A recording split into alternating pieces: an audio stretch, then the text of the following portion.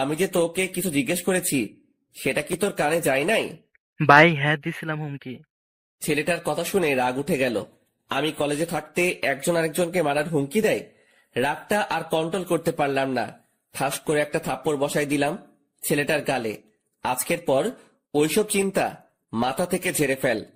এই ছেলে আমার ছোট ভাইয়ের মতন, ওরে মারা তো দূরের কথা, ওসব নিয়েও যদি ভাবিস তাহলে সোজা উপরের টিকিট কাইটটা হাতে ধরাই দিব। ভাই আমার ভুল হয়ে গিয়েছে, আজকের পর কোনোদিন ওর সাথে ভেজাল করব না। শুধু ওর সাথে কেন, কারোর সাথেই করব না। হয়েছে, যা এবার ক্লাসে যা। আর ভাইয়া শোন, এই ছেলে যদি নেক্সট টাইম কোনো ধরনের কোনো কিছু করে তাহলে সোজা আয়শা আমারে বলবি। শুধু সে না, পুরো কলেজের কেউ যদি তোর সাথে আয়শা কোনো সমস্যা করে আমারে জানাবি। আর নে এই টাকাটা, বলে ছেলেটার হাতে একটা 100 টাকার নোট গুজে দিলাম। তুই আরেকদিন সিগারেট খাওয়াস, কিন্তু আজ যদি তোরে টাকা না দেই সেটা এক ধরনের ঘুষ হয়ে যাবে। তাই টাকাটা দিয়ে দিলাম, যা এবার মন দিয়ে ক্লাস কর। আচ্ছা ভাইয়া। ছেলেটা চলে গেল। আমি আর মামুন আবার কথা বলায় ব্যস্ত হয়ে গেলাম। আজও ক্লাস করব না। আমরা প্রায় সময় ক্লাস না করে দুজন কলেজের বাহিরে বসে আড্ডা দেই। দুজন মিলে আড্ডা দিচ্ছিলাম, ঠিক তখনই কলেজের ফার্স্ট ইয়ার অ্যাডমিশনের জন্য মানুষ আসা শুরু হয়ে গেল। সবাই নিজের গার্ডিয়ান নিয়ে এসেছে। অ্যাডমিশনের ইয়া লম্বা সিরিয়াল লেগে গেছে প্রিন্সিপালের রুমের বাহিরে। সবাই কিন্তু অনলাইনেই অ্যাপ্লাই করেছে, কিন্তু আজ আসার কারণ হলো প্রথম দিনের ফর্মালিটিস পূরণ করা। প্রিন্সিপালই আজকে সবাইকে দেখা করতে বলেছে। আমরা তাদের দিকে খেয়াল না করে নিজেদের মতন আড্ডা দিচ্ছি। আড্ডা দিতে দিতে হঠাৎই নজর পড়লো একটা মেয়ের দিকে, যে কিনা ধবধবে একটা সাদা জামা পরিধান করে গুটি গুটি পায়ে হেঁটে প্রিন্সিপালের রুমের সামনে গিয়ে দাঁড়ালো, যেখানে সবাই দাঁড়িয়ে অপেক্ষা করছে প্রিন্সিপালের সাথে দেখা করার জন্য। মেয়েটাকে দেখে আমার ধ্যান তার দিকে আটকে গিয়েছে। কিরে, এই মেয়েটাকে তো আগে কখনো কলেজে দেখিনি। নতুন বর্ষে হয়তো অ্যাডমিশন নিতে এসেছে সে, কিন্তু তার গার্ডিয়ান কোথায়? সবাই নিজের গার্ডিয়ান নিয়ে এসেছে, কিন্তু সে একাই কেন এলো? হাজারটা প্রশ্ন ঘুরপাক খাচ্ছে মেয়েটাকে নিয়ে। তখনই মামুন আমায় ধাক্কা দিল হাত দিয়ে। কিরে, কোন দুনিয়ায় হারিয়ে গেলি? দোস্ত, দেখ তো মেয়েটাকে। হ্যাঁ সুন্দর আছে রে মামা। শুধু কি সুন্দর নাকি, আমার কাছে তো হুড়পড়ি লাগছে। এই এই ওয়েট, আকাশ কিরে মামা, তুই এসব কি বলছিস? তোর মুখে তো আগে কোনদিন কোনো মেয়ের প্রশংসা করতে শুনিনি। কাহিনীটা কিরে? আরে সেসব কিছু না। আর তাছাড়া সুন্দর মানুষ তো সুন্দর বলে প্রশংসা করবে না তো কি করব? মামা, আমায় কাহিনী শিখাতেই শোনা। পানি আমিও গুলে খেতে পারি। দূর বেটা। আচ্ছা ছাড় এখন সব কথা। আচ্ছা যা ছেড়ে দিলাম, কিন্তু একটা কথা না বললেই নয়, যে মেয়েটাকে কিন্তু তোর সাথে হেব্বি মানাবে। সত্যি বলছিস? হ্যাঁ। তাহলে ধরে নে এটাই তোর ভাবি। এই তো মামা, এতদিন পর লাইন এসেছিস। চল তো মেয়েটার কাছে। তারপর মামুনকে নিয়ে মেয়েটার কাছে চলে গেলাম। এই যে তুমি একা কেন? আর তোমার মা বাবা কই? আসলে আমি তো শহরে নতুন উঠেছি কাজিনের বাসায়। আমার মা বাবা তো এখানে থাকে না, তাই একাই এসেছি। আচ্ছা ঠিক আছে। এই মামুন, তুই ওকে সবার আগে স্যারের রুমে ঢোকার ব্যবস্থা কর। মামুন আকাশের কথা মতন সেই মেয়েটাকে সবার আগে স্যারের সাথে দেখা করতে পাঠিয়ে দিল। আর তারা দুজন এই বাহিরে দাঁড়িয়ে আছে, কিন্তু হঠাৎ এই প্রিন্সিপালের রুম থেকে চেঁচামেচির আওয়াজ কানে আসে। আর তার একটু পরে সেই মেয়েটা কান্না করতে করতে বেরিয়ে আসে। আকাশ মেয়েটাকে কান্না করতে দেখে অবাক হয়ে যায় আর বলে, এই মেয়ে, কান্না করছো কেন? আসলে স্যার আমায় ঝাড়ি দিয়ে বের করে দিয়েছে, মা বাবা নিয়ে না আসায়। কি? এই মামুন চল তো। এই মেয়ে, তুমি চলো আমার সাথে। কোনো কথা বলা ছাড়াই মেয়েটার হাত চেপে ধরে তাকে নিয়ে প্রিন্সিপাল স্যারের রুমে ঢুকে পড়লাম।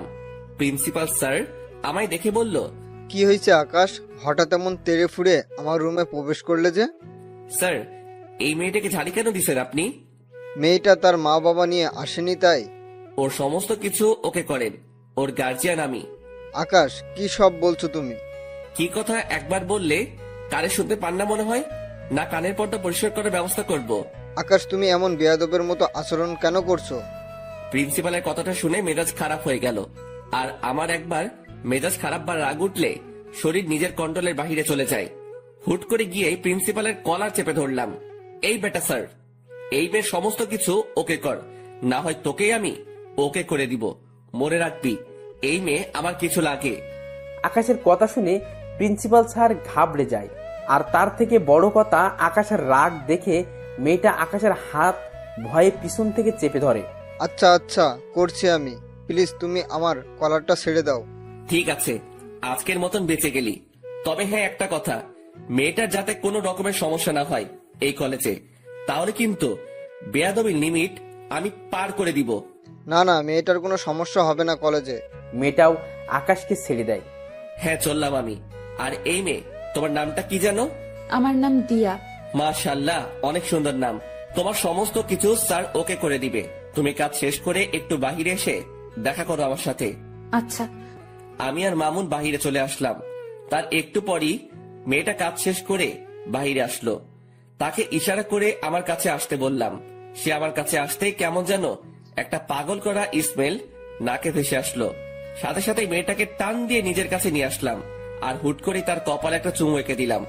এই দৃশ্য দেখে মেয়েটা আর মামুন দুজনেই হা করে তাকিয়ে আছে আমার দিকে। আমি আর মামুন বাহিরে চলে আসলাম। তার একটু পরই মেয়েটা কাজ শেষ করে বাহিরে আসলো। তাকে ইশারা করে আমার কাছে আসতে বললাম। সে আমার কাছে আসতেই কেমন যেন একটা পাগল করা স্মেল নাকে ভেসে আসলো। সাথে সাথে মেয়েটাকে টান দিয়ে নিজের কাছে নিয়ে আসলাম আর হুট করে তার কপালে একটা চুমু এঁকে দিলাম। এই দৃশ্য দেখে মেয়েটা আর মামুন দুজনেই হা করে তাকিয়ে আছে আমার দিকে। লজ্জায় পড়ে গেলাম দুজনের সামনে। আরে আকাশ, টেনশন নিস না, আমি কিছুই দেখিনি। মামুনের কথা না হয় বাদ দিলাম, কিন্তু মেয়েটাকে কি বলবো এখন আমি? তাও কিছু তো একটা বলতে হবে। আসলে দিয়া সরি, আমি কোনো একটা মোহে পড়ে গিয়েছিলাম। দিয়া আকাশের কথার কোনো উত্তর না দিয়ে চুপচাপ দাঁড়িয়ে আছে। দিয়া, তুমি কি রাগ করলে? না, রাগ করিনি। তাহলে ঠিক আছে, দেখে আমার পাশে বসো। দিয়া আমার কথা মতন আমার পাশে এসে বসলো। আমার ভিতরে কিছু একটা প্রবল গতিতে দৌড়াদৌড়ি করছে, কিন্তু কি সেটা বুঝে উঠতে পারছি না। তবে ভিতরে যত কিছুই হোক না কেন, উপরে আমি পুরোপুরি ফিট। আচ্ছা দিয়া, তোমার বাসা কোথায়? আমার বাসা গ্রামে। আমি পড়াশোনার জন্য আমার এক আত্মীয়ের বাসায় উঠেছি। ও, যাক ভালোই। তবে শোনো, কলেজে কোনো ঝামেলা হলে আমায় জানাবে, না হয় আমার নাম বললেই সব ঝামেলা মিটে যাবে। কিন্তু তুমি আমার নাম জানো তো? জি জানি, আপনার নাম আকাশ। প্রিন্সিপাল স্যার তখন আপনার নাম বলায় জেনেছি। হ্যাঁ, আমার নাম আকাশ। আচ্ছা স্যার কবে থেকে কলেজে আসতে বলেছে? আগামীকাল থেকে। ঠিক আছে, সময় মতো চলে এসো। আর আমার নাম্বারটা দিচ্ছি, কোনো সময় দরকার হলে আমায় ফোন করো। আচ্ছা, এবার কি আমি যাব? হ্যাঁ, যাও। মেয়েটা আমার থেকে নাম্বারটা নিয়ে সোজা চলে গেল। আমি মেয়েটা চলে যাওয়ার দিকে এক নজরে তাকিয়ে আছি, কিন্তু অবাক করা বিষয় ঘটলো যখনই আমি মামুনের দিকে তাকালাম। তখন মামুন আমার দিকে চোখ পাকিয়ে তাকিয়ে আছে। কিরে মামুন, আবার কি হলো? আকাশ, মেয়েটা এই অল্প সময়ের মাঝেই তোর ভিতরে শক্ত করে গেঁথে গেছে মনে হচ্ছে। জানি না রে কিছু আমি। না জানিস বললে তো আর হয় না, কারণ নিজের চোখেই সব দেখলাম। যেই ছেলে কোনোদিন কোনো মেয়েকে পাত্তা দেয় না, সে আজকে একটা মেয়েকে চুমু পর্যন্ত খেয়ে ফেলেছে। শুধু তাই নয়, মেয়েটার ভালো মন্দের খোঁজ নেওয়া হচ্ছে আবার। আরে মামুন, কি শুরু করলি বলতো? হ্যাঁ, সত্যি বললে মানুষ যেতে যায়। থাক, আর কিছু বলবো না। হ্যাঁ, তুই আর কিছু না বলাই ভালো। মামুন চুপ হয়ে গেল, আর তখনই পকেটে থাকা ফোনটা বেজে ওঠে। ফোনটা হাতে নিয়ে দেখি ছোট ভাই আরাফাতের ফোন। সাথে সাথে ফোনটা রিসিভ করলাম। কিরে, হঠাৎ এই সময় ফোন দিলি যে? কিছু হয়েছে নাকি? না ভাই, তেমন কিছু না, তবে বিশাল একটা জিনিস হাতে লেগেছে। কি? ভাই, যেই ছেলেগুলো আপনাকে মারতে এসেছে তারা মাস্তান নামক একটা গ্যাংয়ের ছেলেপেলে। কিন্তু অবাক করা বিষয় হলো, কেউ তাদেরকে হায়ার করেছে আপনাকে মারার জন্য। আর যে হায়ার করেছে সে একটা মেয়ে। আমি সেই মেয়েটা সম্পর্কে খোঁজ লাগিয়েছি, কিন্তু কোনো খবরেই বের করতে পারিনি। তবু এইটুকু বের করতে পেরেছি, মেয়েটা নাকি অনেক বড় মাফিয়া, যার ধরাছোঁয়ার কাছে যেতে হলেও নাকি 1000 বছর লেগে যাবে। আরাফাতের মুখে এসব কথা শুনে থতমত খেয়ে গেলাম। হঠাৎ একটা মেয়ে আমায় মারার জন্য উঠে পড়ে কেন লেগেছে? আমি তো কারোর তেমন কোনো ক্ষতি করিনি। আচ্ছা ঠিক আছে, আমি দেখছি সেসব বিষয় নিয়ে। আচ্ছা ভাই। আর ওইদিকে ছেলেপেলের কি খবর? হ্যাঁ ভাই, ভালোই। যাক, ভালো হলেই ভালো। আচ্ছা শোন, এখন ফোনটা রাখলাম, পরে কথা বলবো, নে তোর সাথে আমি। তারপর ফোনটা রেখে দিলাম। ফোন রাখতেই মামুন জিজ্ঞেস করলো, কি রে, কি হয়েছে রে? আরে আরাফাত খবর দিল আমায় যে ছেলেগুলো মারতে এসেছিল তাদেরকে নাকি কে কন্টাক্ট দিয়েছে, আর যে কন্টাক্ট দিয়েছে সে নাকি একটা মেয়ে। কি সাংঘাতিক ব্যাপার বাপরে। আচ্ছা বাদ দে এখন ওসব কথা, আর চল এখান থেকে যাওয়া যাক। হ্যাঁ চল, আমিও বাসায় যাব। তারপর দুজন সেখান থেকে উঠে গেলাম। দুজনেই দুজনের বাসার জন্য রওনা হয়েছি। দেখতে দেখতে বাসায় পৌঁছে গেলাম। বাসায় এসে কিছু কাপড় চোপড় অপরিষ্কার ছিল, সেসব ধুয়ে মুছে শুকাতে দিলাম। তারপর খেয়ে দিয়ে ঘুমিয়ে পড়লাম। বিকেল বেলায় ঘুম থেকে উঠে কাপড়গুলো এনে লন্ড্রিতে পাঠিয়ে দিলাম। এমন টুকিটাকি কাজ করতে করতে দিনটা কেটে গেল। পরের দিন সকালবেলায় ঘুম থেকে উঠে রেডি হয়ে কলেজের উদ্দেশ্যে রওনা হব। তখনই থানার ওসি ফোন দিল আমায়। আকাশ ভাই, আপনি একটু আর্জেন্ট থানায় এসে দেখা করুন, আপনার সাথে জরুরি কিছু কথা ছিল। আচ্ছা স্যার, আজকে কলেজ শেষ, তাই আবার বাসায় ঢুকে ব্যাগটা রেখে ঘরটা তালা দিয়ে বের হয়ে গেলাম। তারপর সোজা থানার পথে রওনা হলাম। হঠাৎই মাথায় এলো দিয়া আজ কলেজে আসবে, আর আজকেই তার প্রথম দিন। তাড়াতাড়ি মামুনকে ফোন দিলাম। হ্যাঁ দোস্ত বল। আজ হয়তো কলেজে আসা হবে না, তুই একটু দিয়াকে দেখে শুনে রাখিস, কারণ আজকে তার প্রথম দিন, তার যাতে কোনো ধরনের কোনো সমস্যা না হয়। আচ্ছা তুই সেসব নিয়ে চিন্তা করিস না, আমি কলেজের সামনেই আছি, আমি সবটা দেখছি। মামুনের সাথে কথা বলে আকাশ ফোন রেখে দেয়। আকাশ থানার উদ্দেশ্যে রওনা হয়, আর এদিকে মামুন দিয়ার জন্য অপেক্ষা করছে। দিয়া আসতেই মামুন তাকে কলেজের ভিতর দিয়ে আসে আর সবাইকে কড়াভাবে বলে দেয় যে দিয়াকে যেন কেউ কোনো ধরনের বিরক্ত না করে, কারণ সে আকাশের কলিজা। মামুনের মুখে এমন কথা শুনে সবাই অবাক হয়ে যায়, কারণ তারা কেউ মামুনকে চিনেই না। তখন মামুন আবার বলে, কথাটা একবার বলেছি, এই একবারে যেন সবার কানে ঢোকে, না হয় পরের বার শোনার জন্য কেউ আর সেই অবস্থা থাকবে না। মামুনের কথায় সবাই বিষয়টাকে নিজের ভিতরে ফিট করে নেয় যে এই মেয়েকে কোনো রকম প্যারা দিলে জীবন হারাতে হবে, কারণ যেই ছেলে পুরো ক্লাসের সামনে এমন উঁচু গলায় কথা বলতে পারে সে মানুষও খুন করতে পারবে। অন্যদিকে মামুন তাদের বলে ক্লাস থেকে বের হয়ে যায়। দেখতে দেখতে সময় পার হয়ে যায়। আকাশ থানার ওসির সাথে এখনো বসে বসে কি যেন জরুরি কথা বলছে। ঠিক তখনই দিয়ার নাম্বার থেকে আকাশের কাছে ফোন আসে। সে দিয়ার ফোন থেকে চমকে ওঠে। কিরে, হঠাৎ কি কারণে দিয়া ফোন দিল? না, ফোনটা রিসিভ করি। ফোনটা রিসিভ করতে অপর পাশ থেকে দিয়ার কান্নার আওয়াজ ভেসে আসলো। ফোনের অপর পাশ থেকে দিয়ার কান্নার আওয়াজ শুনে কলিজাটা মোচড় দিয়ে ওঠে। এই দিয়া, কি হয়েছে? আপনি কোথায়? তাড়াতাড়ি কলেজে আসেন, আমার আপনাকে প্রয়োজন। আচ্ছা আসছি, কিন্তু কি হয়েছে সেটা তো বলবে। ব্রেকের সময় আমি কলেজ থেকে একটু বের হয়েছিলাম, তখনই হুট করে কোথা থেকে যেন একটা ছেলে আসে আর আমার সাথে অসভ্যতামি শুরু করে।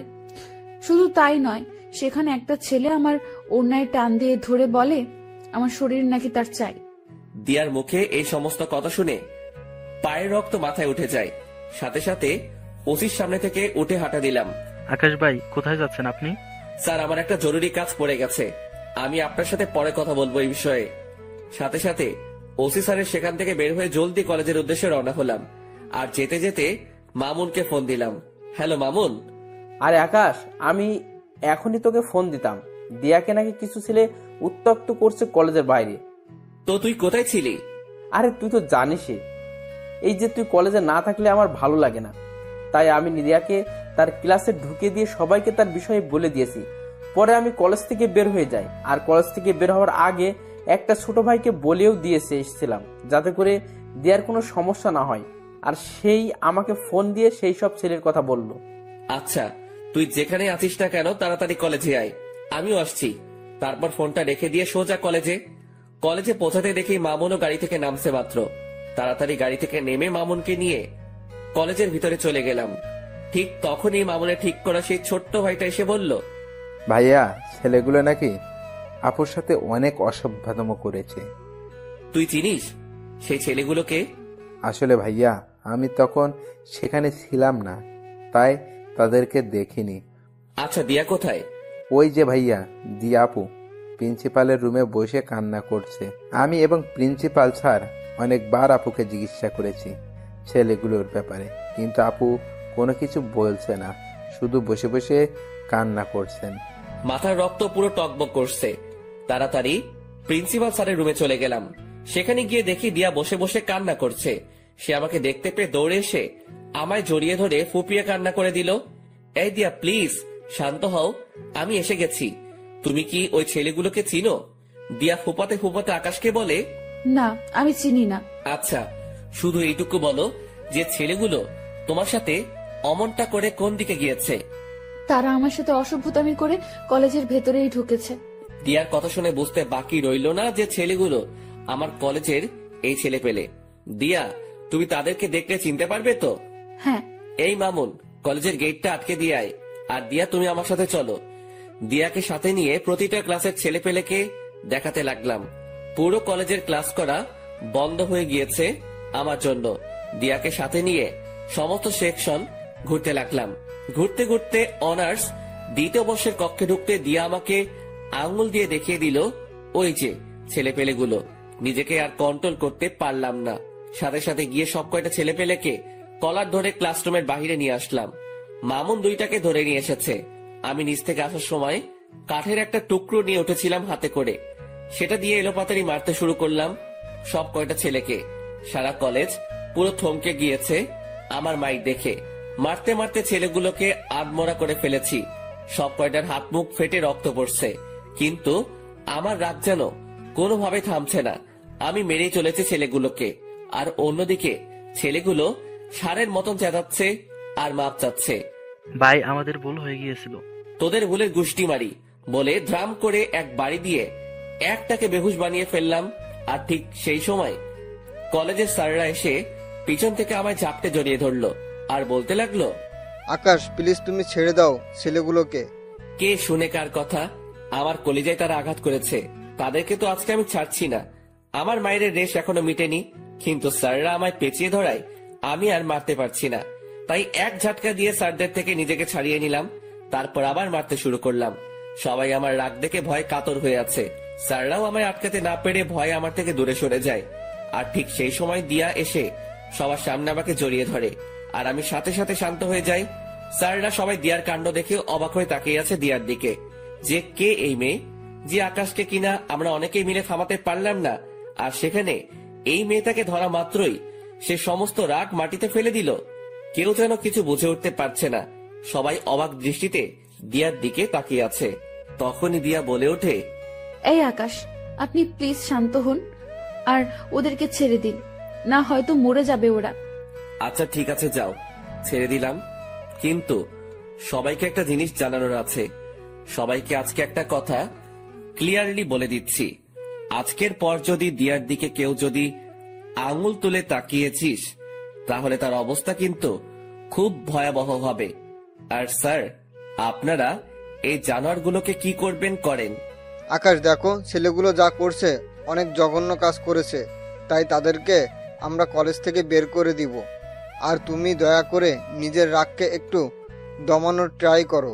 হ্যাঁ মানছি তোমার অনেক নাম ডাক আছে, আর তুমি কলেজের জন্য অনেক বড় একটা ভূমিকা পালন করো। তুমি না থাকলে হয়তো আমাদের কলেজের দাঙ্গা ফাসাদ সেগুলো লেগেই থাকতো। শুধু তাই নয়, অন্যান্য কলেজের ছেলেপেলেরাও আগে এসে এই কলেজের ছেলেদের সাথে ঝামেলা করতো, কিন্তু তুমি আসার পর তা আর হয় না। তবে একটা জিনিস তোমার মাথায় রাখতে হবে যে এই কলেজের শিক্ষক যারা আছেন তারা তোমার গুরুজন, তাই সেই বিষয়টা একটু খেয়াল রাখিও। জি স্যার, সেটা খেয়াল রাখবো। তবে একটা জিনিসই আমার মাথায় কাজ করে না, যে এই ছেলেগুলো আমাদের কলেজের ছেলে হয়েও তারা এই কলেজের স্টুডেন্টের সাথে অসভ্যতামো করে। শুধু অসভ্যতা বললে ভুল হবে, তারা নোংরামি করে। কত বড় বুকের পাটা তাদের। আকাশ, এই বাজে আচরণের জন্যই আমরা তাদেরকে বের করে দিব। জি স্যার, ফয়সালা আপনাদের। আর আমি দুঃখিত স্যার কলেজের পরিবেশটাকে খারাপ করার জন্য। আপনারা প্লিজ আবার ক্লাস নেওয়া শুরু করেন, আর স্টুডেন্ট ভাইরা সবাই যে যার ক্লাসে চলে যান। আমার কথা শুনে সবাই সবার মতন ক্লাসে চলে গেল, কিন্তু দিয়া আমার সাথে দাঁড়িয়ে আছে। এই দিয়া, ক্লাস করবে না তুমি? না, আমি ক্লাস করব না। তো কি করবে? আপনার সাথে থাকবো আর গল্প করব। আচ্ছা ঠিক আছে। তারপর দিয়াকে নিয়ে নিচে চলে গেলাম। নিচে বলতে আমি আর মামুন রোজ যেখানে বসে আড্ডা দেই সেখানে নিয়ে গেলাম দিয়াকে। দিয়া আমার কাঁধে মাথা রেখে চুপচাপ আমার পাশে বসে আছে। আমার ভিতরে কেমন যেন এক ধরনের তুফান বইছে। একটু আগে দিয়ার জন্য ছেলেগুলোকে কি মারতাই না মারলাম, নিজেকে প্রেমিক পুরুষ মনে হচ্ছে। তবে যাই হই হব, আগে মেডিসিন খেয়ে নেই। মামুন, সিগারেট দে তো, থাকলে একটা। এখন সিগারেট খাবি তুই? হ্যাঁ, কোনো সমস্যা? না, এই নে সিগারেট, আর আমি একটু আসছি। মামুন পকেট থেকে সিগারেট বের করে দিয়ে কোথায় জানি গেল, আর আমি সেটা হাতে নিয়ে জ্বালিয়ে টানতে শুরু করলাম। কিন্তু হঠাৎই লক্ষ্য করলাম দিয়া আমার ঘাড়ে নিজের উষ্ণ ঠোঁটের জোড়া দিয়ে স্পর্শ করছে। দিয়ার এমন আচরণ দেখে কাঁপাকাঁপি শুরু হয়ে গেল আমার, কারণ এই জীবনের প্রথম কেউ আমার শরীরে স্পর্শ করেছে। সে এবার আমার কাঁপুনি আরো বাড়িয়ে দিল। সে এবার আমার ঘাড়ে চুমু খাওয়া আরম্ভ করে। দিয়া, কি করছো? আপনার সিগারেটের ধোঁয়ায় আমার অনেক সমস্যা হচ্ছে, তাই সমস্যা দূর করতে আমি ওই কাজ করছি। মানে কি দিয়া? মানে হলো আপনার ওই সিগারেটের ধোঁয়া আমাকে যন্ত্রণা দিচ্ছে, তাই আমি সেই যন্ত্রণা থেকে মুক্তি পেতে আপনার ঘাড়ে স্পর্শ করছি। এতে করে আপনার শরীরের স্মেলটা নাকে আসছে, আর সিগারেটের ধোঁয়াটা তার মতন হাওয়ায় ভেসে ভেসে চলে যাচ্ছে। দিয়ার কথা শুনে হা হয়ে গেলাম। মেয়েটা সত্যি আসলে আস্ত একটা পাগলি। তাড়াতাড়ি সিগারেটটা হাত থেকে ফেলে দিয়ে দু হাত দিয়ে তাকে জড়িয়ে ধরলাম। সেও আমায় জড়িয়ে ধরেছে নিজের হাত দুটো দিয়ে। তারপর তাকে জড়িয়ে ধরে তার ঠোঁট জোড়াগুলো নিজের করে নিলাম। তৎক্ষণাৎ মনে পড়ল আমি কলেজের গণ্ডিতে দাঁড়িয়ে আছি। সাথে সাথে দিয়াকে ছেড়ে দিলাম। আর ঠিক সেই সময় মামুন আমাদের দিকেই আসে। কিরে, কোথায় গিয়েছিলি? আরে বাইরে গিয়েছিলাম একটু। আচ্ছা শোন না, নতুন যারা অ্যাডমিশন নিয়েছে সেখান থেকে একটা মেয়েকে আমার বেশ ভালো লেগেছে রে। এই যে দেখ, দূর থেকে মেয়েটার একটা ছবি তুলে এনেছি। কই দেখি, দেখা। মামুন ফোনটা এগিয়ে দিয়ে সেই মেয়েটাকে দেখাচ্ছে। বাহ, মাশাআল্লাহ, সুন্দর তো মেয়েটা। দোস্ত, এখন কি করবো বলতো? কি করবি আর? ভালো লাগলে প্রপোজ করবি। কি বলছিস এসব? তো কি করবি তুই? তোর কি অন্য কোনো প্ল্যান আছে নাকি? আরে না না, দূর। তাহলে যেটা বলেছি সেটাই কর। আর তবে আগে একটু ভালো করে দেখে শুনে নে, পরে গিয়ে প্রপোজ করিস। আর দরকার হয় দিয়া তোকে সাহায্য করবে এই বিষয়ে। আমাকে তো দেখালেন না মেয়েটাকে, তাহলে কিভাবে সাহায্য করব? আচ্ছা নাও দেখো তুমি। মামুন ফোনটা এগিয়ে দিয়ে মেয়েটার পিকটা দিয়াকে দেখালো। সে মেয়েটাকে দেখে থতমত খেয়ে যায়, আর আকাশ জিনিসটা লক্ষ্য করে। কি হয়েছে দিয়া? না না, কিছু না। তো মুখের বুলি বন্ধ হয়ে গেল কেন? কই মুখের বলি বন্ধ হয়েছে আমার? আমার তো দিব্যি কথা বলছি। আচ্ছা, তাহলে বলো মেয়েটা কেমন দেখতে, আর মামুনের সাথে মানাবে কিনা? মোটামুটি সুন্দরী, আর মামুন ভাইয়ের সাথে মানাবে বলতে রং ঠং দেখে তো মনে হচ্ছে মানাবে, কিন্তু পরে কি হয় কে জানে। পরে কি হবে মানে বুঝলাম না। আরে আমি বলতে চেয়েছি যে মেয়েটার কোনো রিলেশন আছে কিনা সেসব নিয়ে জেনে শুনে এগোতে। ও হ্যাঁ, মামুন তুই সেসব বিষয় জেনে এগোবি। আচ্ছা আচ্ছা, চল এবার উঠা যাক। আর দিয়া, এবার বাসার দিকে যাওয়া দরকার। হ্যাঁ, আমিও চলে যাব।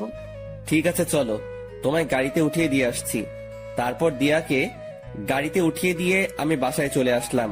মামুনও চলে গেল। আমি গাড়ি থেকে নামতেই দেখি বাসার সামনে কয়েকজন ছেলে পেলে দাঁড়িয়ে আছে। ছেলেগুলোকে দেখে মনের মধ্যে একটা বাড়ি খেলো। কিরে, ছেলেগুলো কারা? না, গিয়ে দেখি। আর একটু সামনে যেতেই দেখতে পেলাম আরাফাত ঘরের দরজায় বসে আছে। সে আমাকে দেখতে পেয়ে উঠে দাঁড়িয়ে গেল। কিরে, হঠাৎ তুই এখানে? আর ছেলেপেলেগুলো কে? ভাই, একটা জিনিস দেখাতে এসেছি আপনাকে। আর ছেলেগুলো আমাদের দলেরই ছেলেপেলে, কিছুদিন আগে আমাদের গ্রুপে জয়েন হয়েছে। ও আচ্ছা, কি দেখাবি দেখি, দেখা। আরাফাত পকেট থেকে ফোন বের করে আকাশের হাতে দিয়ে বলে, ভাই, ছবিটা দেখেন। এই ছবির মেয়েটাই নাকি সেই মাফিয়া মেয়েটা যে আপনাকে মারার জন্য ছেলেগুলোকে সুপারি দিয়েছিল। আরাফাতের হাত থেকে ফোনটা নিয়ে ছবিটার দিকে তাকাতেই বড় সড়ো একটা শক খেলাম। ও আল্লাহ, কি করে সম্ভব এটা? এটা তো সেই মেয়ে যাকে মামুন পছন্দ করে, যার ছবি সে আমাকে আর দিয়াকে দেখিয়েছিল। আরাফাত, তুই কি শিওর এটাই সেই মেয়ে? ভাই, তথ্য তো সেমনটাই পেলাম। কিন্তু আমার কেন জানি মনে হচ্ছে এই মেয়েটা সেই মাফিয়া মেয়েটার না। তবে আমার সন্দেহের তালিকা থেকেও বের করতে পারছি না, কারণ এই মেয়ের পিক মামুন এনে দেখালো, আবার সেই মেয়ের সাথেই মাফিয়া মেয়েটার সংযুক্ত। সবকিছুই কেমন যেন গোলমাল পাকিয়ে যাচ্ছে।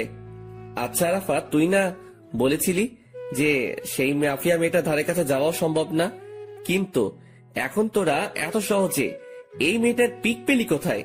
হ্যাঁ, আমি বলেছিলাম, কিন্তু ভাই খবরই তো এই মেয়ের পিকে দিল। ভালো করে দেখ কোনো ভুল মেয়ের পিক দিয়েছে কিনা। ভাই, সেটা কি করে সম্ভব? যে আমাদের জন্য সব সময় কাজ করে, যে আমাদেরকে সব সময় সমস্ত রকমের তথ্য দেয়, সেই মানুষটা আশা করি আমাদেরকে ভুল ইনফরমেশন দিবে না। তাও ঠিক বলেছিস। আচ্ছা ঠিক আছে, মেয়েটার বিষয়টা আমি দেখছি, কারণ মেয়েটা আমার চোখের সামনেই চলাচল করে বা করতে হবে। ওকে ভাই। আরাফাতরা চলে গেল, কিন্তু আমার ভিতরে এখনো সেই জিনিসটা ঘুরপাক খাচ্ছে যে আরাফাত যার ছবি দেখালো সেই মেয়েটাই কি সেই মাফিয়া? না, এর উত্তর আমার জানা নেই। তবে একটা জিনিস বলতে পারি যে এই মেয়েটাই যদি সেই মাফিয়া হয় তাহলে মামুনকে সতর্ক করতে হবে আমার, কিন্তু সে না কোনো আবার ভুল বুঝে বসে। দূর, কিছুই যেন ভাবতে পারছি না, আর যা হবে পরে দেখা যাবে। আগে নিজের মাথা ঠান্ডা করি, তারপর বাসায় ঢুকে বিছানায় গা এলিয়ে দিলাম। সাথে সাথে ঘুম চলে আসে। গোসল, খাওয়া দাওয়া সমস্ত কিছুই রসাতলে গিয়েছে। এক ঘুমে বিকাল হয়ে গেল। ঘুম থেকে উঠে ফ্রেশ হয়ে নিলাম, তারপর গায়ে শার্ট লাগিয়ে বাসা থেকে বের হয়ে গেলাম। আর বের হওয়ার সময় মামুনকে ফোন দিয়ে পার্কে আসতে বললাম। তারপর আমি বাসা থেকে বের হয়ে সোজা পার্কে চলে গেলাম। সেখানে গিয়ে দেখি মামুন আগে থেকেই হাজির। কি রে, তুই কখন এলি? আরে একটু আগেই আসলাম। আচ্ছা মামুন, তোর যে মেয়েটাকে ভালো লেগেছে তার সম্পর্কে কিছু জানিস কি? আরে না, তেমন কিছু জানি না, তবে তার নাম আর তার বিষয়ে টুকটাকি কিছু জানতে পেরেছি। মেয়েটার নাম হলো ফাহা, আর সে নাকি অনেক চুপচাপ স্বভাবের একটা মানুষ। কোনো ছেলের সাথে নাকি সে মিশে না, আর তার এই জিনিসটাই আমার সবচাইতে বেশি ভালো লেগেছে। তার নামটা যেমন সুন্দর, তার চাল চলনও তেমন সুন্দর। আমার যে করেই হোক ফাহাকে চাই, ওকেই আমি নিজের বউ বানাবো। মামুনের কথা শুনে কিছু বলার মতন ভাষা খুঁজে পাচ্ছি না, কারণ ওর বিষয়ে যা জানি তা মামুনকে বললে তার মন খারাপ হয়ে যাবে। আর তাছাড়া সে আমায় ভুলও বুঝতে পারে যে তার ভালো আমার সহ্য হয় না। না, ওকে এখন কিচ্ছুই বলা যাবে না, কারণ এখনো পুরোপুরি শিওর না যে সেই মেয়েকে। আগে আরো পাকাপোক্ত ভাবে শিওর হয়ে নেই, পরে না হয় মামুনকে জানাবো। আচ্ছা শোন, যাই করিস না কেন ভেবে চিন্তে করবি। হ্যাঁ, সেটা তো করবই। আচ্ছা চল, চা বা কফি কিছু খাওয়া যাক। হ্যাঁ চল। মামুনের সাথে একটা কফি শপে গেলাম। পরে সেখানে বসে কফি খেতে খেতে অনেকটা সময় আড্ডা দিলাম। পরে ঘরে চলে এসেছি। তারপর নিত্যদিনের ন্যায় সেদিনটাও কাটিয়ে দিলাম ঘরের মাঝে। পরের দিন সকালবেলা ঘুম থেকে উঠে কলেজে চলে গেলাম। আজ নিয়ত করেছি ক্লাস করব, তাই সেই মোতাবেক ব্যাগে বই নিয়ে কলেজে এসেছি। ঠিক তখনই মামুনের দেখানো সেই মেয়েটা আমার চোখের সামনে দিয়ে হেঁটে তার ক্লাসরুমে চলে গেল। আমি তার দিকে বাঁকা চোখে তাকিয়ে আছি, দেখছি কোন রকম কিছু চোখে পড়ে কিনা, কিন্তু কিছুই পড়ল না। তবে একটা জিনিস নোটিশে করেছি, মেয়েটা কেমন যেন স্বাভাবিক না। মানুষ হাঁটাচলা করলে আশেপাশে একটু হলেও দেখে, কিন্তু তার নজর ছিল একদম মাটির দিকে। মেয়েটাকে নিয়ে মনের ভিতরে একটা কৌতূহল জাগলো, তাকে নিয়েই ভাবছিলাম। ঠিক তখনই দিয়া এসে আমাকে হাতের আঙ্গুল দিয়ে খোঁচা দেয়। এই যে মশাই, কি করছেন? আর এত গভীর মনোযোগ দিয়ে কি ভাবছিলেন? আরে না, তেমন কিছু না, এমনি দাঁড়িয়ে আছি। আচ্ছা তুমি কখন এলে? এই তো এক্ষুনি। আপনি? আমি একটু আগে এসেছি। আচ্ছা শোনো, তোমায় একটা দায়িত্ব দিলে সেটা পালন করতে পারবে? কি দায়িত্ব? তুমি মামুনের পছন্দ করা মেয়েটার দিকে নজর রাখো তো, যে সে কি করে বা তার আচার আচরণ কেমন। হঠাৎ ওই মেয়েকে নিয়ে আপনার চিন্তার মাত্রা বাড়লো কেন শুনি?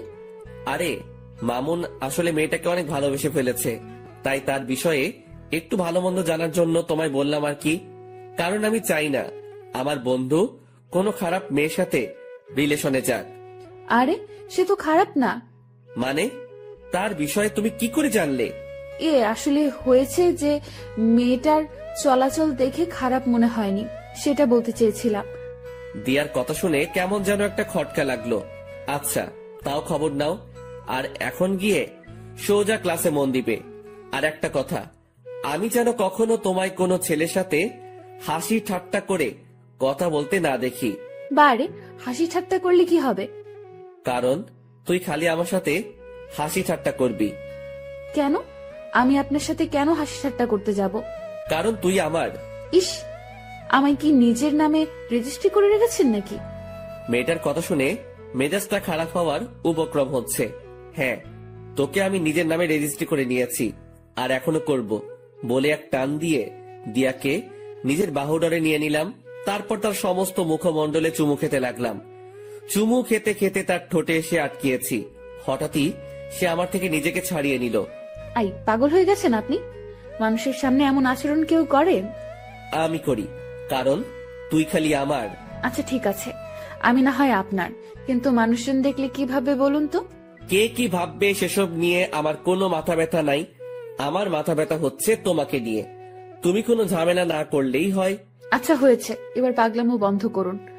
আর আমি কোনো ঝামেলা টামেলাতে নেই, আর ঝামেলা করতে চাইলেও তো করতে পারবো না, কারণ আপনি আমায় আস্ত গিলে খেয়ে ফেলবেন। শুধু গিলে খাবো না, সেদিন একদম জোর করে তোকে নিজের করে নিব। দুনিয়ার মহলে আর আসতে দিব না। বাপ রে বাপ, কি সিরিয়াস টাইপ মানুষ আপনি। হ্যাঁ, আমি অনেক সিরিয়াস। আচ্ছা, এবার ক্লাসে যাও।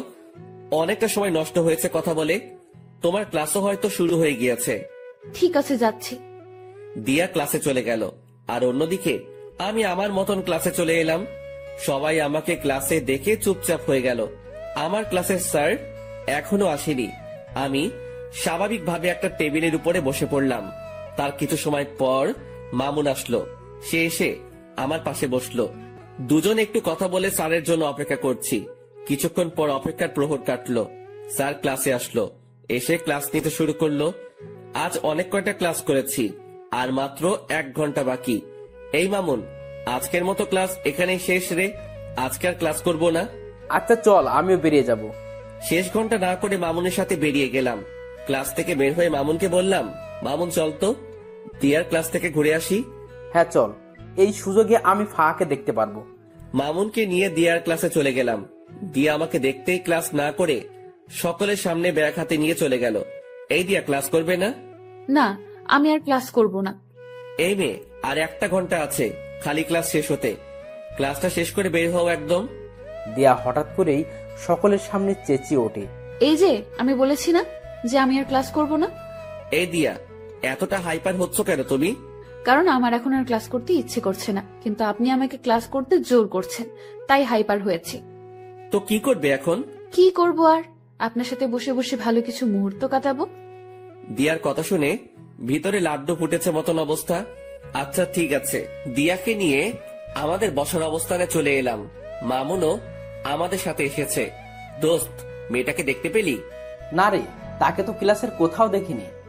কারণ সে আপনারা আসার 1 ঘন্টা আগে ক্লাস থেকে বেরিয়ে গিয়েছে। ও আচ্ছা, কিন্তু কোথায় গিয়েছে? কে জানে কোথায় গিয়েছে, হয়তো বাসায় যাবে গেলে, না হয়তো কলেজেই থাকবে। কিন্তু তাকে তো আমরা কলেজের বাইরে দেখতে পাইনি। তাহলে হয়তো বাসায় চলে গিয়েছে। হ্যাঁ, সেটাই হবে হয়তো। মামুন ফাহাকে দেখতে না পেয়ে মন খারাপ করে ফেলে। আরে মামুন, তুই মন খারাপ করিস না। ভালোবাসার মানুষ কখনো এত সহজে ধরা দেয় না। দেখবি একসময় তুই ঠিকই তাকে নিজের করে পাবি। জানি না রে কি আছে কপালে, তবে মেয়েটা আমার কলিজার গেথে গিয়েছে। মামুনকে কি বলে সান্ত্বনা দিব জানি না, তবে মন থেকে খালি দোয়া এটাই করি যে সেই মেয়েটা যেন ভালো হয়, আর মামুনের সাথে যেন তার সমস্ত কিছুই সঠিকভাবে হয়। কিন্তু বর্তমানে মামুনের চেহারাটা পুরো আধার হয়ে আছে। ওকে সান্ত্বনা দেওয়ার মতন ভাষা খুঁজে পাচ্ছি না। তখনই মামুন বলে ওঠে, আকাশ তোরা থাক, আমি বাসায় চলে গেলাম। আচ্ছা ঠিক আছে, চল আমরাও আজকে বাসায় চলে যাব। কিন্তু শোন, কালকে সেই মেয়েটা কলেজে আসলে আমি তোর বিষয়টা দেখব। তুই ভালো করে জানিস যে আজ পর্যন্ত কোনো কাজে আমি ফেল হইনি, সো তোর ব্যাপারেও হব না। ধন্যবাদ বন্ধু। তারপর সবাই সবার মতন বাসায় এসে গেলাম। দিয়াকে তার বাসায় পাঠিয়ে দিয়ে মামুন আর আমি যে যার মতন চলে গেলাম। এদিকে আমি বাসায় আসতেই দরজার নিচে একটা খাম চোখে পড়লো। কে যেন একটা খাম আমার দরজার নিচে রেখে গেছে।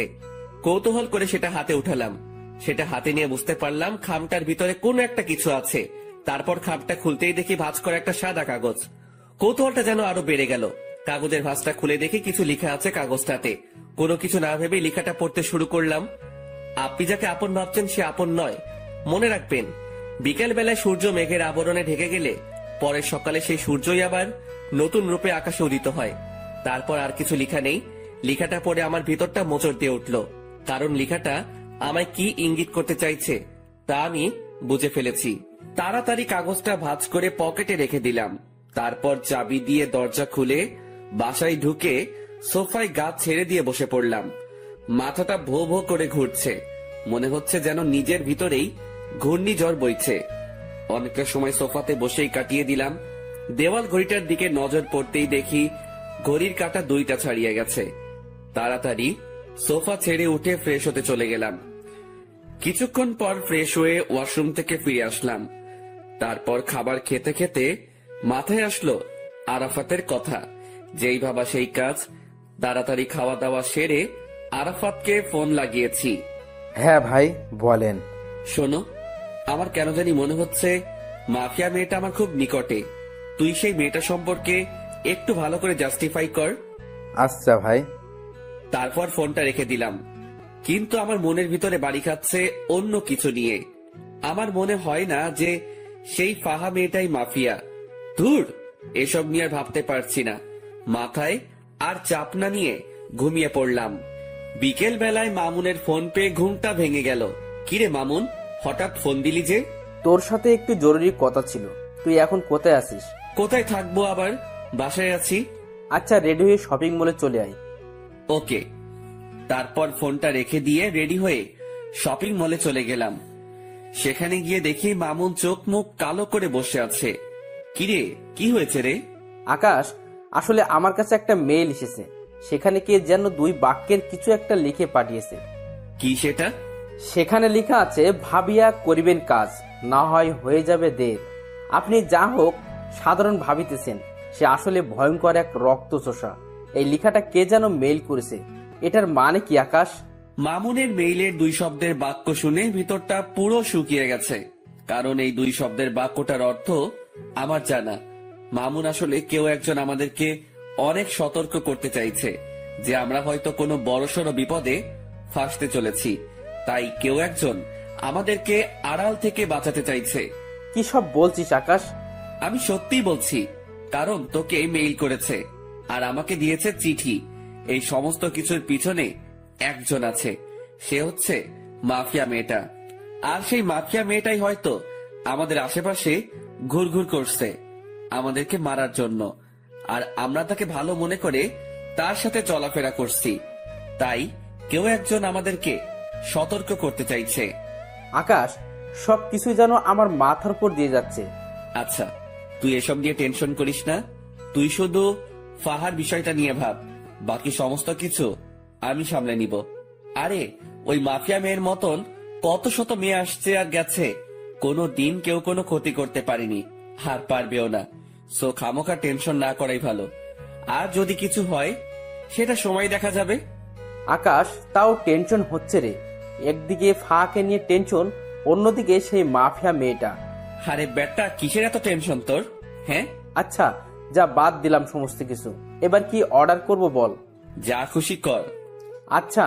মামুন তার নিজের মতন খাবার অর্ডার করলো। তারপর দুজন মিলে খেয়ে দিয়ে অনেকটা সময় আড্ডা দিলাম। রাত বাজে 8টা। তারপর সেখান থেকে দুজনের মতন চলে এলাম। আমি বাসায় পৌঁছাতেই আরাফাত ফোন দিল। ভাই, অনেক বড় একটা জিনিস বের করেছি। কি? ভাই, যার ছবি দেখিয়েছি সে মাফিয়া মেয়েটা না। কেউ যেন বুঝে আমাদেরকে গোমরা করার জন্য সে মেয়ের পিক দিয়েছে। এখানে মাফিয়া মেয়েটা অন্য কেউ। ইন্না লিল্লাহ, যেটা ভেবেছিলাম সেটাই হয়েছে। আচ্ছা ঠিক আছে, তোরা মাফিয়া মেয়েটার খোঁজ লাগানো চালু রাখ, আর আমি আমার মতন কাজ চালিয়ে যাচ্ছি। আচ্ছা ভাই। তারপর ফোনটা রেখে দিলাম। পরের দিন সকালবেলায় ঘুম থেকে উঠে কলেজে চলে গেলাম। কলেজে গিয়ে দেখি দিয়া কলেজের বাহিরে দাঁড়িয়ে আছে। দিয়া, বাহিরে দাঁড়িয়ে আছো কেন? আপনার জন্যই অপেক্ষা করছিলাম। ও তাই? হুম। আচ্ছা চলো ভিতরে চলো। দিয়াকে নিয়ে কলেজের ভিতরে ঢুকে আমাদের সেই বসার প্লেসটাতে বসে পড়লাম। দিয়াকে আজ কেন জানি খুশি খুশি লাগছে, কিন্তু আমার ভিতরে সেই মেয়েটাকে নিয়ে জটলা পেকে আছে। এই যে আপনার চোখ মুখ কালো কেন? আরে না, এমনিতেই। আমার তো মনে হয় না যে এমনিতেই, আমার তো মনে হচ্ছে যে কিছু একটা হয়েছে। আরে না বললাম তো। আচ্ছা ঠিক আছে, না হলে নাই। এবার দেখি আমাকে জড়িয়ে ধরে বসুন। হঠাৎ এমন পাগলামো করার মানে? পাগলামো কোথায় করছি? হ্যাঁ, আমি আমার প্রিয় মানুষটাকে জড়িয়ে ধরতে চেয়েছি, এটাতে পাগলামো কোথায়? দিয়ার কথা শুনে মুখে তালা লেগে গেল। মেয়েটার মনেও হয়তো আমার জন্য জায়গা হয়ে গিয়েছে, কিন্তু সে স্থির নেই। সে নিজেই আমাকে জড়িয়ে ধরে কাঁধে মাথা রাখলো। ঠিক তখনই দেখি ফাহা নামক মেয়েটা আসছে, আর তার পিছনে পিছনে মামুন। দিয়া, আমায় ছাড়ো তো একটু, আমি ফাহার সাথে একটু কথা বলবো মামুনকে নিয়ে। দিয়া আমার কথা শুনে আমায় ছেড়ে দিল। আমি সেখান থেকে উঠে ফাহার কাছে চলে গেলাম। এই যে ফাহা, তোমার সাথে আমার কিছু কথা আছে। ভাইয়া, আমি জানি আপনি আমায় কি বলবেন, কিন্তু বিশ্বাস করুন আমার মনের অবস্থা ভালো নেই। কিছু একটা নিয়ে অনেক ঝামেলায় আছি। যদি কিছু মনে না করেন তাহলে কথাটা কালকে বললে হয় না? ফাহার কথা শুনে থতমত খেয়ে গেলাম। আমি কি বলতে চাইছি সেটা সে জানলো কি করে? মাথায় তো কিছুই খেলছে না। তাও নিজেকে স্বাভাবিক রেখে বললাম, আচ্ছা ঠিক আছে, কালকে বলবো। ধন্যবাদ ভাইয়া। মেয়েটা তারপর চলে গেল, আর তখনই মামুন এসে হাজির। দোস্ত, কি বলবো রে? তেমন কিছুই বলেনি, আর বলবেই বা কি করে? কারণ আমি তোর কথা তো তাকে বলিনি, কারণ তার নাকি আজ মন খারাপ, তাই সে কালকে শুনবে বলেছে আমার কথা। ও আল্লাহ জানে কি রিয়াকশন আছে ওর। মামুন, তুই নিশ্চিন্ত থাক। আর একটা জিনিস আমি লক্ষ্য করেছি, সে কিন্তু তোর বিষয়ে অলরেডি খবর পেয়ে গিয়েছে, কারণ তার হাবভাব দেখে সেটা আমি বুঝে নিয়েছি। সেটা কি করে জানলো? কি করে জেনেছে সেটা আমি জানি না, তবে সে যে জেনেছে সেটা আমি শিওর। আকাশ, এখন কি হবে আল্লাহ জানে। কি হবে আর? সে তোর বউ হবে। আকাশ, তুই ঠাট্টা করছিস এখনো? ঠাট্টা না, সত্যি বললাম। সত্যি হলে তো ভালোই। আচ্ছা চল এবার ক্লাসে যাওয়া যাক। তারপর সবাই সেখান থেকে উঠে যে যার মতন ক্লাসে চলে গেলাম। আজও প্রায় অনেক কয়টা ক্লাস করেছি, তবে শেষের ঘন্টাটা করিনি। শেষের ঘন্টা না করে আমি আর মামুন কলেজের বাহিরে একটা খালি জায়গা আছে, সেখানে দাঁড়িয়ে দাঁড়িয়ে সিগারেট খাচ্ছি। হঠাৎই দেখি সেদিন কলেজের যে ছেলেগুলোকে আমি মেরেছিলাম দেওয়ার জন্য, সেই ছেলেগুলো আরো সাথে অনেক ছেলে পেলে মিলে আমার দিকেই এগিয়ে আসছে, সবার হাতেই লাঠি ছোটা। ছেলেগুলোকে দেখে আমি মামুনকে বললাম, মামুন তাড়াতাড়ি জায়গা ত্যাগ কর এখান থেকে। কিন্তু কেন? কারণ এখানে একটা বড়সড় ঝামেলা হবে, তুই তাড়াতাড়ি জায়গা ত্যাগ কর। আমি এদিকটা দেখছি। না, আমি তোরে ছেড়ে কোথাও যাচ্ছি না, যা হবে দেখা যাবে। তুই আসলে একটা ঘাওড়া মামুন। হ্যাঁ, যা বলার বলতে পারিস। আমি মামুনকে আর কিছু না বলে তাড়াতাড়ি আরাফাতকে মেসেজ করে বলে দিলাম। অন্যদিকে ছেলেপেলে গুলো আস্তে আস্তে আমার কাছে চলে আসলো। তারা এসেই আমার আর মামুনের উপরে প্রহার করতে শুরু করে। অনেক কয়জন ছেলে পেলে তাদের, আর এদিকে আমি আর মাত্র মামুন। কিন্তু আমরাও কম না, আমরাও প্রতিহার করতে শুরু করলাম। ঠিক সেই সময় হঠাৎ করেই ফায়ারিং এর আওয়াজ কানে আসলো। সাথে সাথে সবাই স্টপ হয়ে গেলাম। চোখ পাকিয়ে চারপাশটা দেখতে লাগলাম। চোখের সামনে কিছুই দেখতে পেলাম না, কিন্তু যেই না পিছনে ফিরেছি তখনই দেখি প্রায় শতাধিক ছেলে পেলে আমার পিছনে দাঁড়িয়ে আছে, সবার হাতে ভয়ঙ্কর ভয়ঙ্কর অস্ত্র। আমি তাদেরকে দেখে থতমত খেয়ে গেলাম, কারণ এত ছেলে পেলে তো আমার না, আর আমার হলেও আরাফাতকে তো দেখতে পাচ্ছি না। ঠিক সেই সময় তাদের ভিতর থেকে দিয়া আর ফাহা নামক মেয়েটা সামনে বেরিয়ে আসে। এই দৃশ্য দেখে পায়ের নিচ থেকে যেন মাটি সরে গিয়েছে আমার। কে এই দিয়া আর ফাহা? থ হয়ে সেই জায়গাটাতেই দাঁড়িয়ে আছি। অন্যদিকে দিয়া হাতে হকি স্টিক নিয়ে আমার দিকে এগিয়ে আসছে। দিয়ার কর্মকাণ্ড দেখে ভিতরটা যেন মরুভূমির মতন শুকিয়ে গেছে। দিয়া আকাশের দিকে এগিয়ে যাচ্ছে হাতে হকি স্টিক নিয়ে। দিয়ার কাণ্ড দেখে আকাশের 12টা অলরেডি বেজে গিয়েছে, কিন্তু তবুও সে নিজেকে স্ট্রং রাখার ট্রাই করেছে। দিয়া হকি স্টিক হাতে নিয়ে আকাশের শরীরে দ্রাম করে এক বাড়ি বসিয়ে দেয়, আর আকাশ সাথে সাথে চোখ অফ করে ফেলে। কিন্তু দিয়া বাড়িটা আকাশকে না মেরে মাটিতে মারে। আকাশ চোখ খুলতেই দেখে সে ঠিকঠাক ভাবে দাঁড়িয়ে আছে, আর দিয়া তার সামনে দাঁড়িয়ে মিটমিট করে হাসছে। কিরে পাগল, ভয় পেয়েছো বুঝি? আকাশের মুখ দিয়ে কোনো কথাই বের হচ্ছে না, সে রোবটের মতন দাঁড়িয়ে আছে। আই পাগল, ভয় পাওয়ার কিছুই নেই। আমি তোমায় মারবো না, আমি মারবো তাদেরকে যারা তোমায় মারতে এসেছে। তারপর দিয়া সেই লাঠিটা নিয়ে সেই ছেলেগুলোকে উড়োধুড়ো মারতে শুরু করে। ছেলেপিলেগুলোকে দিয়ার এত বিশাল দলবল দেখে প্রতিঘাত করার মতন দুঃসাহসও করতে পারছে না। দিয়া সব কয়টা ছেলেকে মারতে মারতে তাদের অবস্থা 12টা বাজিয়ে দেয়।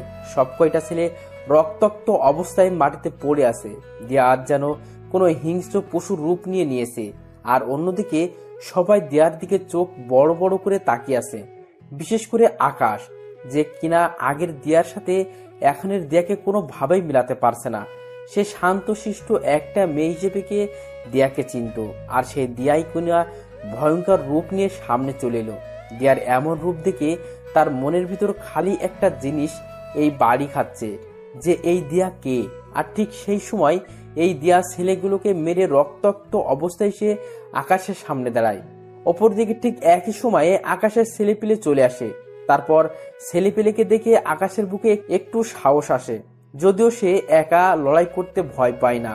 কিন্তু এখানে তো লড়াই না, সে কারোর ভয়ঙ্কর রূপ দেখেছে। আকাশের নীরবতা দেখে দিয়া বলে ওঠে, কি হলো, এতটা ঘাবড়ে আছো কেন? দিয়া, কে তুমি? জানতে চাও কে আমি? হ্যাঁ। আমি সেই মাফিয়া যে কিনা তোমায় মারার জন্য লোক পাঠিয়েছিলাম। দিয়ার মুখে এমন কথা শুনে আকাশ থতমত খেয়ে যায়, আর অন্যদিকে আকাশের ছেলেপিলেরাও ক্ষিপ্ত হয়ে যায় দিয়ার উপরে। দিয়ার মুখে এসব কথা শুনে আরাফাত বলে ওঠে, ভাই, এদের সব কয়টা কাজ এখানে মেরে দাফন করে দিব। আই ছেলে, এই ভুল ধারণা করতে যাস না। আমায় মারতে এসে উল্টো তোরাই মারা পড়বি।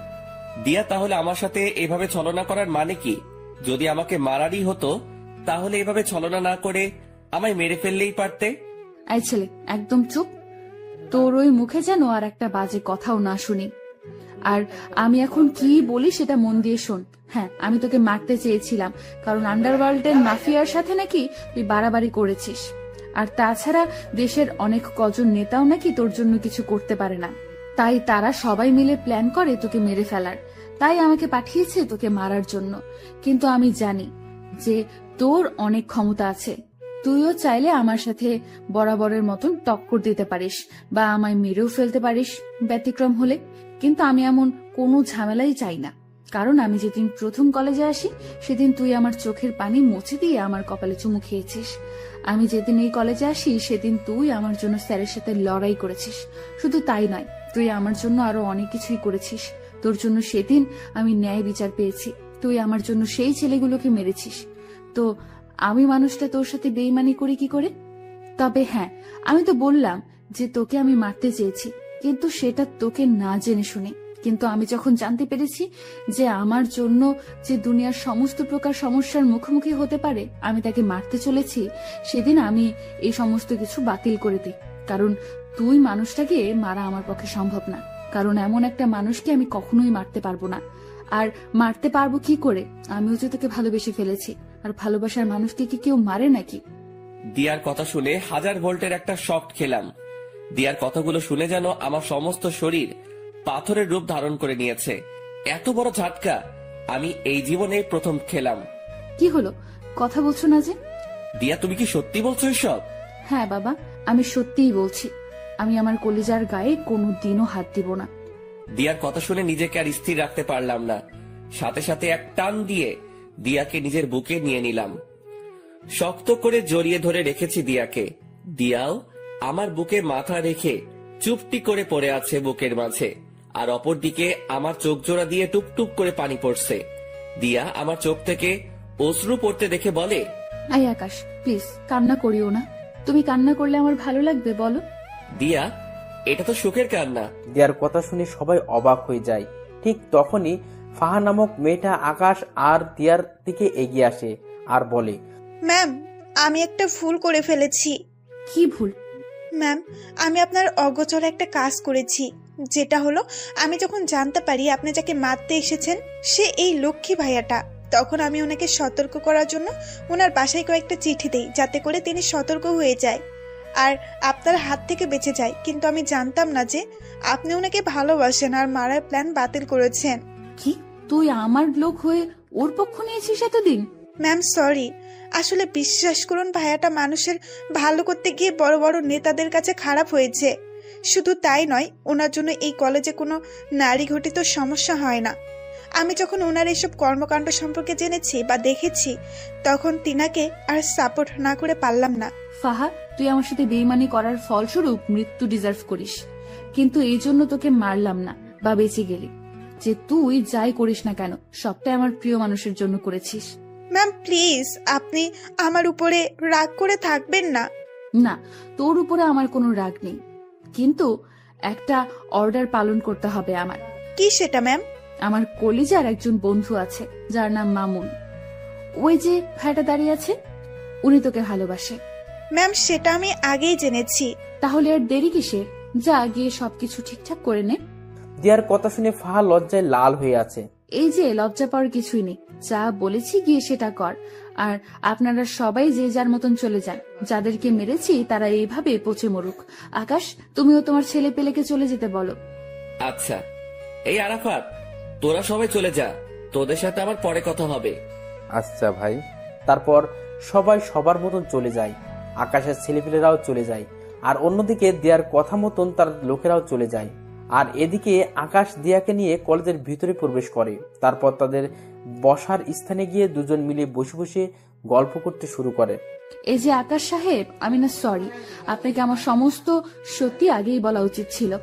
দিয়ার কথা শুনে আবারও থতমত খেয়ে গেলাম, কারণ মেয়েটা মিনিটে মিনিটে তার রূপ পরিবর্তন করছে। এই দিয়া, তুমি না একটু আগে আমায় তুই আর তুমি বলে ডাকছিলে, কিন্তু হঠাৎ করে আপনিতে চলে আসলে কেন? আরে বলেছি না যে আমি আপনার আগে সেই দিয়া হয়ে যাব, তাই আপনি করে বলছি। এই পাগলি মেয়ে, তার একদম কোনো দরকার নেই। হ্যাঁ, তুমি আগের মতন হয়ে যাও, কিন্তু তুমি বলেই ডাকো, কারণ তোমার মুখে আপনি থেকে তুমি শুনতেই বেশি ভালো লাগে। তাই বুঝি? তাই। আচ্ছা দিয়া, তোমায় একটা কথা বলি। হ্যাঁ বলো। তুমি যে আমায় মারতে এসে মারলে না, এতে কি তোমার ক্ষতি করবে না ওরা, যারা তোমায় আমাকে মারার জন্য ঠিক করেছে? ইস, বললেই হলো নাকি? ওরা কি জানে যে আমার কলিজার কত পাওয়ার? ওরা কি জানে যে আমায় মারতে হলে তাদেরকে বিশাল একটা শক্তিশালী বটগাছ কাটতে হবে, যে বটগাছটা আমাকে ভালোবাসা দিয়ে বেষ্টন করে রেখেছে? দিয়ার কথা শুনে শরীরটা নাড়া দিয়ে উঠলো খুশিতে। দিয়া, সত্যি তোমাকে পেয়ে আমি অনেক খুশি। আমিও তোমাকে পেয়ে অনেক খুশি। দিয়া আর আকাশ কথা বলছে নিজেদের মতন। ঠিক সেই সময় মামুন আর ফাহা মিটমিট করে হাসতে হাসতে তাদের দিকে এগিয়ে আসে। কি রে বেটা মামুন, ফাহাকে পেয়ে আজ অনেক খুশি মনে হচ্ছে? হ্যাঁ রে দোস্ত, আজকে আমি অনেক খুশি। যাক, তোর খুশিতেই আমরা খুশি। আচ্ছা আয়, সবাই মিলে একসাথে বসে আড্ডা দেই। তারপর সবাই মিলে আড্ডা দিতে থাকে। এই আড্ডার মাঝেই কেটে গেল একটা বছর। আজ আকাশ আর মামুনের গ্রাজুয়েশন কমপ্লিট হয়েছে। দিয়ার ফাহা খুশিতে আত্মহারা যে তাদের প্রিয় মানুষগুলো গ্রাজুয়েশন কমপ্লিট করছে। ঠিক সেই জায়গাটাতেই বসেই আর সবাই মিলে আড্ডা দিচ্ছে। এই বসাতেই আকাশ আর মামুন তাদের প্রিয় মানুষকে বিয়ে করে নেওয়ার প্ল্যান সাজিয়ে ফেলে। আগামী সপ্তাহে তাদের বিয়ে। দুই বন্ধুই একই দিনে বিয়ে করবে। দেখতে দেখতে বিয়ের দিন চলে আসে। দিয়ার পরিবার থেকে তার মা আসে, যিনি কিনা দিয়ার পরিবার, তার পরিবার আর কেউ নেই। অপরদিকে ফাহার পরিবার থেকে তার মা আর মামা আসে বিয়েতে। তার পরিবারও অনেক ছোট। মামার বিয়ে হয়ে গিয়েছে, তিনি বউ নিয়ে আলাদা থাকেন। আর ফাহার আম্মু একাই থাকেন। আগে ফাহাও একসাথে থাকতো, কিন্তু তাদের পরিবারের অবস্থা খারাপ হওয়ায় ফাহা দিয়ার সাথে যোগ দেয়। আর দিয়াও পরিবারের চালাতে এই পন্থা অবলম্বন করে। দেখতে দেখতে দুই বন্ধুর বিয়ে হয়ে যায়। এদিকে বিয়ের সমস্ত কাজ সম্পন্ন হওয়ার পর আকাশ বাসর ঘরের সামনে দাঁড়িয়ে আছে। তারপর দরজা খুলে ভিতরে ঢুকে সে ভিতরে ঢুকে দেখতে পায় সারা বাড়ি অন্ধকার। সে দিয়াকে ডাক দেয়, কিন্তু দিয়া কোনো সারা শব্দ করে না। দিয়ার সারা শব্দ না পেয়ে হাতিয়ে হাতিয়ে সামনের দিকে এগিয়ে যায়। আর ঠিক তখনই কেউ একজন চাকু নিয়ে আকাশের পেটে ঢুকিয়ে দেয়। আকাশ সাথে সাথে চেঁচিয়ে ওঠে, আর সাথে সাথেই রুমের বাতি জ্বলে ওঠে। Happy birthday to you my dear কলিজা। অবাক হয়ে গেলাম রুমের অবস্থা দেখে, কারণ রুমটা পরিপূর্ণভাবে সাজানো, আর সামনে দিয়া, ফাহা, মামুন সবাই কেক নিয়ে দাঁড়িয়ে আছে। এই পাগল, ভয় পেয়েছো বুঝি? আমার পেটে কে যেন ছুরি ঢুকিয়ে দিয়েছে। আরে পাগল, ওটা খেলনা ছুরি ছিল। কি? বলে দিয়া, আর বাকি সবাই হেসে দেয়। দিয়া, তুমি আমার বার্থডে সম্পর্কে জানো কি করে? ও মা, এটা কি কথা? যাকে ভালোবাসি তার জন্মদিন সম্পর্কে জানবো না, এটা কি করে হয়? দিয়ার কথা শুনে খুশিতে আত্মহারা হয়ে গেলাম। এতটাই আত্মহারা হয়েছি যে দিয়াকে সবার সামনে জড়িয়ে ধরে কিস করে শুরু করলাম। আর তখনই মামুন বলে ওঠে, ভাই তুই থাম, আগে আমরা বের হয়ে যাই, কারণ আমাদেরও তো আজকে বাসর ঘর। পরে তুই যা করার করিস। যা ভাগ ফাহাকে নিয়ে। মামুন আর ফাহা তাড়াতাড়ি রুম থেকে বের হয়ে চলে যায়, আর আমি দিয়াকে আদর করতে শুরু করি। দিয়া আমার স্পর্শে কেঁপে কেঁপে উঠছে। শুধু তাই নয়, আমার পাঞ্জাবি খামচে ধরে রেখেছে সে। কিন্তু আমি দিয়াকে আদর করা বাদ দিয়ে কোলে উঠিয়ে নিলাম। তারপর তাকে নিয়ে গিয়ে বিছানায় শুইয়ে দিলাম। দিয়া তো লজ্জায় শেষ। সে ভালো করে বুঝতে পেরেছে যে এখন কি ঘটবে তার সাথে, তাই সে লজ্জায় মুখ বালিশে লুকিয়ে রেখেছে। কিন্তু আমার রোমান্টিক পাঠকগুলোর লজ্জা শরম নাই দেখে এখনো হ্যাঁ করে তাকিয়ে আছে সমস্ত কিছু দেখার জন্য। ভাই, এরপর আর কিছুই বলা যাবে না। ভাগেন সবাই। বউ আমার, ইতিহাসও আমি রচনা করব, কিন্তু মাঝে আপনারা এভাবে বাধা দিলে তো ইতিহাস রচনা করতে সমস্যা হবে। তাই বলি কি, এবার সবাই উল্টো রাস্তা ধরে কেটে পড়ুন।